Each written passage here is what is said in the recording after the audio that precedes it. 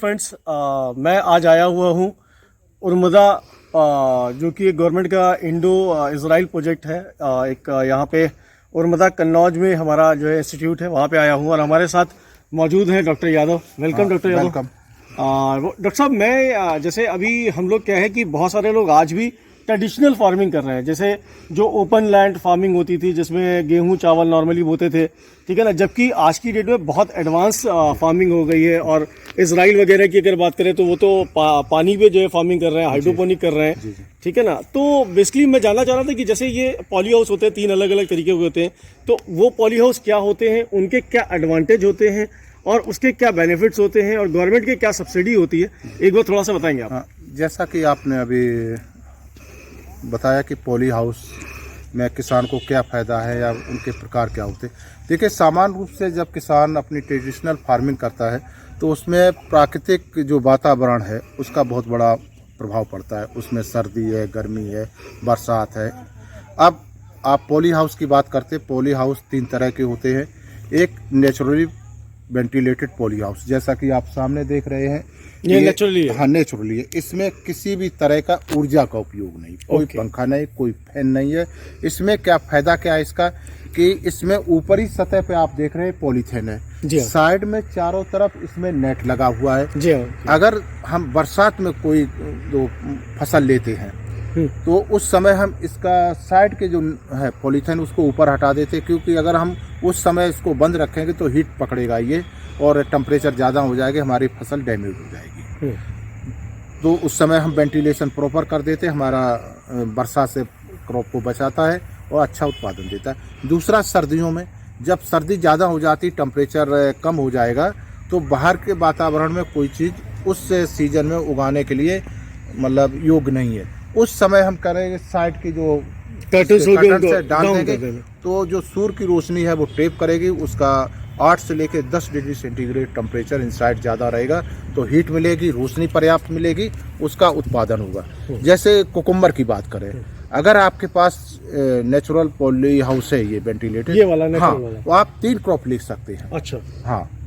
और आप कल्पना नहीं कर सकते हैं कि जैसे ये कलर कैप्सिकम है, अगर हम नेचर में यूज करते हैं तो उसका उत्पादन नहीं आएगा। अगर हम नेचुरल पॉली हाउस में करते हैं तो बेहतरीन उसका उत्पादन आता है, कलर आता है। अब जहाँ तक बात है कि उत्पादन का क्या है, हमको लगता है डबल से ज़्यादा उत्पादन आता है। जैसे हम जो इसका है नेचुरल पॉली हाउस में, इसमें 1 एकड़ का जो है उसमें 22 टन से लेके 25-26 टन तक लोग उत्पादन ले रहे हैं। तो 22 टन अगर मैं बात करूं, इसका एवरेज मार्केट रेट क्या रहता है, होलसेल रेट? वैसे मिनिमम जाता है वो 70-80 रुपए आता है, लेकिन जब अच्छी पहली स्टेज आती तो 100-125 रुपए किलो थोक में जाती। वही कैप्सिकम बाजार में जो मॉल में 250-300 रुपए किलो जाती है। हाँ, जिसको बेल पेपर कहते हैं। जी, हम लोग काफ़ी सिरसागंज है, आगरा है, लखनऊ में है, ये हम लोगों से जुड़े हुए हैं पॉली हाउस वाले कलर कैप्सिकम के। उनका जो 1 एकड़ से है वो 10 से लेके 12 लाख शुद्ध बचत है। अच्छा। आपका सभी खर्चा निकालने के बाद। अरे बहुत अच्छा है, हाँ। बहुत अच्छा है। 1 एकड़ में 12 लाख। दूसरा क्या है कि जो फार्मर्स का कंसेप्ट है वो हॉरिजेंटल है, जमीन के समांतर खेती, लेकिन जब आप पॉली हाउस में जाएंगे तो वर्टिकल फार्मिंग। जैसे टमाटर, अभी आप अगले बार आएंगे तो आप देखेंगे हमारे यहाँ जो आप पॉली हाउस दिख रहे, इसमें 8 फीट 7 फीट का टमाटर दिखेगा।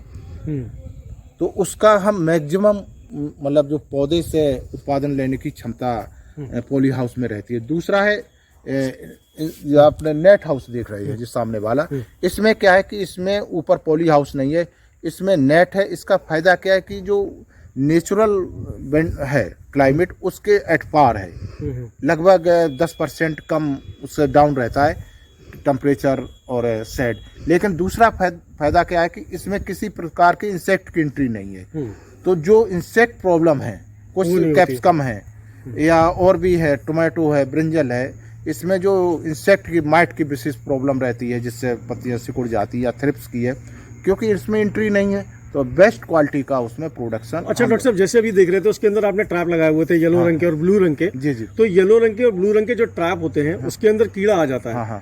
अगर इनकेस अंदर चला गया खुदा ना खासा किसी रीजन से, तो फिर उसको देखने के बाद आप उसके ऊपर क्या एक्शन लेते हैं? देखिए, ऐसा है वो हम लोग ओपन में भी कर सकते हैं, पॉली हाउस में भी कर सकते हैं, और बहुत बड़ी टेक्नोलॉजी नहीं, बहुत सिंपल टेक्नोलॉजी। कोई भी पीली चीज जी। उसको बॉक्स ले सकते हैं, टीन ले सकते हैं, या प्लास्टिक के इस मिल रहे, बाजार में आ रहे हैं, अमेजन पर मिल रहे हैं, या कहीं भी आप परचेज कर सकते हैं। वो पीली चीज़ आप लें, उस पर ग्रीस लगा दें। अगर मार्केट से खरीदेंगे तो ऑलरेडी उस पर ग्रीस लगा हुआ आता है।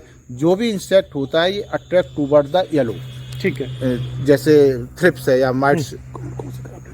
तो उसके बाद क्या होगा, जैसे ही आप अपने खेत में भी लगाएंगे, ओपन फील्ड में लगाएंगे या पॉली हाउस में लगाएंगे, आपके अगर टंगा है 1 एकड़ में 7-8 लगा देंगे तो आपकी आइडेंटिटी प्रॉपर हो जाएगी।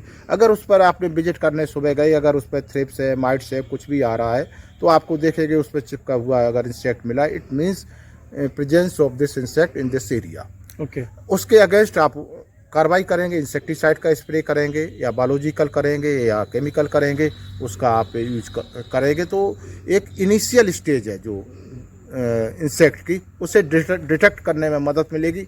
जो लॉस है उससे हम बचेंगे और आपकी फसल। अच्छा, जैसे ये जो पॉली हाउस होता है, तो पॉली हाउस में बेसिकली हम किस किस तरीके की क्रॉप करते हैं? जैसे मैंने जो सुना है वो ये सुना है कि उसमें हम वेजिटेबल कर सकते हैं, उसमें हम फ्लावर्स कर सकते हैं, उसमें हम फ्रूट्स कर सकते हैं। तो उसमें क्या क्या होता है? देखिए, अब इसके जो 2 सेक्टर हैं जी। एक तो आपका वेजिटेबल्स है, फ्लावर्स है, और फ्रूट्स भी कह सकते हैं। जैसे हमारे अदर कंट्री से अब तो आप कल्पना भी नहीं कर सकते कि बहुत सी चीज़ें, एवन ग्रेप, पपाया, जो यूरोपियन कंट्री है, इजराइल में बहुत, जैसे 1 एकड़ में अगर पपाया पूरा जो क्षेत्र है पपाया का वो कवर है। अच्छा, वो कवर्ड पपाया बिल्कुल भी कवर्ड 100% नेट से कवर है। Great. मतलब जो सबसे बड़ी समस्या है सकिंग टाइप ऑफ इंसेक्ट, जो वायरस को ट्रांसमिशन करते हैं, उसको डिटेक्ट करना है, उसको प्रिवेंट करना है, तो उसके लिए नेट बेस्ट है। हम उसके अंदर मैंगो की खेती हो रही है, इसके अंदर पपाया की खेती हो रही है। आप देखेंगे कि साउथ में जरबेरा, कार्नेशन, गुलाब, बहुत से फूलों की खेती हो रही। उत्तर भारत में इसमें, इससे पहले मैं झांसी में था, तो वहाँ हम 3 ये फूलों को लगवा के आए हैं। उसमें गुलाब का, जरबेरा का बहुत अच्छा काम हो रहा है। यहाँ पर जो अपने पास है, यहाँ सब्जियों का भी काम हो रहा है और फूलों का भी काम हो रहा है। मोस्टली जो यहाँ पर काम कर रहे हैं वो कैप्सिकम, कलर्ड कैप्सिकम पे काम कर रहे हैं। दूसरा है खीरे पे। जो तो जैसे कोई खीरा करता है तो 1 साल में लगभग वो कितना बचा लेता है? 1 साल में वो कम से कम 8 से लेके 10 लाख, क्योंकि खीरे की 3 क्रॉप, खीरे की जो क्रॉप है वो 3 महीने की है। अच्छा। अगर सीडलिंग हमारे यहाँ से तैयार करेंगे तो सीडलिंग की आपको कोई प्रॉब्लम नहीं है, और वो 35 दिन में आपका प्रोडक्शन स्टार्ट कर देता है और 80-90 दिन तक वो चलती है फसल।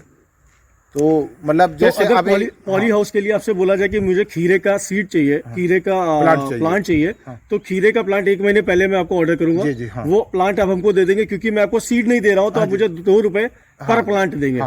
ठीक है ना? लेकिन जो वैरायटी इसकी है, वैरायटी भी 2 तरह की है। जैसे आपकी कलर्ड कैप्सिकम, वो 2 रुपए का नहीं है। अच्छा, वो उसका सीड, उसका 6 रुपए का पौधा है। अच्छा, क्योंकि वो कलर्ड कैप्सिकम वाला वो लगभग 6 रुपए का ही एक सीड आता है। अच्छा, क्योंकि इंडिया का इसमें बहुत बड़ा रोल वो नहीं है, इजराइल और टर्की और बाहर से आते हैं। इसी तरह से जो खीरा है उसका भी बीज करीब 5 रुपए का, अब कुछ इंडियन कंपनी आई हैं वो करीब 2-3 रुपए का सीड पड़ रहा है। तो अगर अच्छा सीड लेते हैं तो 5-6 रुपए का पड़ेगा, जिसके ऊपर हम ये उम्मीद कर सकते हैं कि इसके ऊपर 5 से 6 किलो ज्यादा एक पेड़ नहीं, देखो खीरा तो ज्यादा 12-15 किलो तक देता है। ग्रेट। और कैप्सिकम है 5-6 से 6 किलो तक आ जाती है कलर्ड कैप्सिकम। तो 1 एकड़ में कितना पौधा लग जाता है खीरे का? 14,000 का। 14,000। और कैप्सिकम? हाँ, लगभग वो ही रहता है उसका, मतलब वर्टिकल रहता है। तो अच्छा। हाँ, ऐसे इसी तरीके से जो लोग टमाटर करते हैं तो टमाटर में कितना बचता होगा? टमाटर में भी अच्छा, लेकिन टमाटर में वो वैरायटी यूज करना चाहिए जैसे चेरी टमाटर है। हाँ, चेरी टमाटर। हाँ, उसको यूज करना चाहिए। देखिए, सीधी सी बात है कि अगर इसमें उत्पादन कोई चीज़ है वो 50 रुपए से 60 रुपए से नीचे बिक रही है तो उसमें फिर प्रॉफिट उतनी नहीं होगी। क्योंकि अगर हम सामान्य टमाटर को उत्पादित करते हैं, जो बाजार में टमाटर आ रहा ओपन फील्ड से, उन्होंने कोई कॉस्ट लगाई नहीं है पॉली हाउस के लिए, तो उसके रेट आपके रेट लगभग बराबर रहेंगे। लेकिन अगर हम बाजार में पहले उस चीज़ को ले जाएं, क्वालिटी ले जाएं, अलग से कोई चीज़ ले जाएं, तो निश्चित रूप से उसमें दूने का फायदा होगा। इसीलिए मोस्टली जो टमाटर करते हैं वो चेरी टमाटर का है, और इसके बाद कलर्ड कैप्सिकम है, और ये जो खीरा है पार्थोकार्पनिक होता है, उसमें सीड नहीं होता है, तो वो लगभग 70-80 रुपए 60 रुपए से ऊपर वो 5 स्टार होटल में बिकता है। बहुत अच्छे यहाँ हमारे फार्मर्स हैं, जैसे मैनपुरी में है, अभी 1 एकड़ में खीरा लगा हुआ, उनका पूरा दिल्ली जा रहा है। दूसरा एक है कि जैसे सर्दी में बहुत अच्छा रेट मिलता ये है। मैनपुरी में किस जगह पे लगा हुआ है? ये कोरावली में लगा है। कोरावली में लगा हुआ है। क्या आपको नाम पता है उनका? हाँ, पूरा हमारे पास जितने भी फार्मर्स है पूरा उनका डाटा हमारे यहाँ फिट है। कौन फार्मर्स किस चीज़ का कहाँ लगा रहे, सबका एंट्री है। आप जितने भी पॉली हाउस वालों के चाहिए सबके नंबर, मोबाइल नंबर, नाम, पता, वो सब मिल जाएंगे। ठीक है डॉक्टर साहब, आपने अपना कीमती समय दिया। कीमती समय देने के लिए धन्यवाद। धन्यवाद। Thank you sir, thank you, thank you friends.